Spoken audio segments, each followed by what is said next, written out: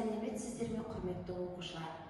Бүгінгі біздің сабағымыздың тақырыбы мәңгілік бала бейнесі әңгімесі заман қасіретінен туған шығарма. Сабағымыздың тақырыбына байланысты сабақ мақсатымыз шығармадағы материалдық және рухани құндылықтарды заманауи тұрғыда салыстырып, жаңашылдығына баға беру. Енді осы орайда құндылықтарға кішкене тоқтала кетейік.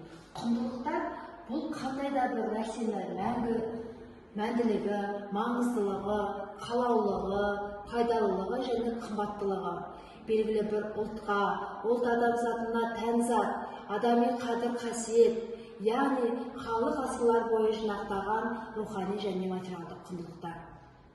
Адамдардың бойында қалыптасқан имандылық қадір-қасиеттер рухани құндылықтарға жатқызады. Адамдардың қолмен жасаған тұтыну заттары мен кәсібі материалдық құндылықтарға жатады. Енді сіздерге мынандай тапсырма. Бірінші тапсырма: шығармадағы құндылықтарды іріктеп екі бағанға жазыңыз. Яғни сіздер материалдық құндылықтарды және рухани құндылықтарды іріктеп теріп жазасыздар. Бұл сұрақтың дискрипторы шығарманың жаңашылдығына баға береді, Ләйлә қыздың жанын ауыртатын адамдардың болуының себебін айтады, Ләйлә қыздың тағдырын басқаша шешу мүмкіндігін айтады және шығармадағы көтерілген мәселені бүгінгі күнмен салыстырады.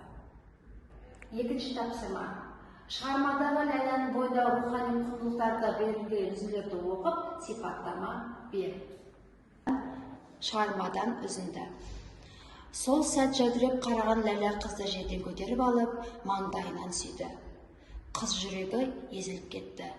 Жігіт қызды көтерген қалпы қаптаған көпшіліктің дәл ортасына еніп барады. Екеуі де бүкіл дүниені бір сәт ұмытып кеткендей айналып билеп жүр.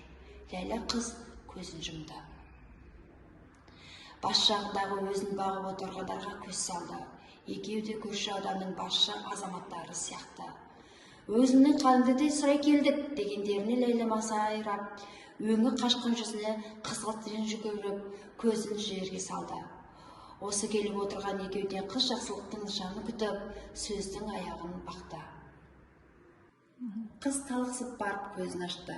Бұл жолы әлгі бір ағыл-тегіл болып, жанарына толып кететін жас көрінбеді. Бірақ әлсін-әлсін өкси берді. Жамандықтың белгісі болғым келмейді. Мені аяңдаршы. Мен ел көзіне оғаш, мүгедек болғаныммен жақсылықты ғана аңсаймын. Мен тек жақсылықты. Отырғандар түнеріп, үнсіз қалды. Қыздың онсыз да үзіліп келе тұрған нәзік жанын ешкім түсіне алмады. Намыс қойын қарай көр, жаман немем, деп қатера күңк-күңк етті. Бұл тапсырмаға берілген дискриптор үзіндіні түсініп оқиды, кейіпкерлер бойында рухани құндылықтарды анықтайды және рухани құндылықтарға сипаттама береді. Үшінші тапсырма: айтарым бар әдісі арқылы шығарманың жаңашылдығына баға беріңіз.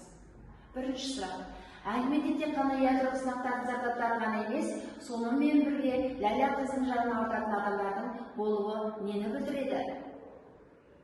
Екінші: Ләйлә қыз тағдырының басқаша шешілуіне мүмкіндік бар ма еді?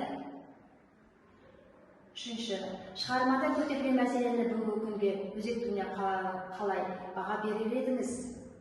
Осы сұрақтардың төңірегінде ойланып, бүгінгі күнмен салыстырып жауап беріңіз. Бұл сұрақтың дискрипторы шығарманың жаңашылдығына баға береді, Ләйлә қыздың жанын ауыртатын адамдардың болуының себебін айтады, Ләйлә қыздың тағдырын басқаша шешу мүмкіндігін айтады және шығармадағы көтерілген мәселені бүгінгі күнмен салыстырады.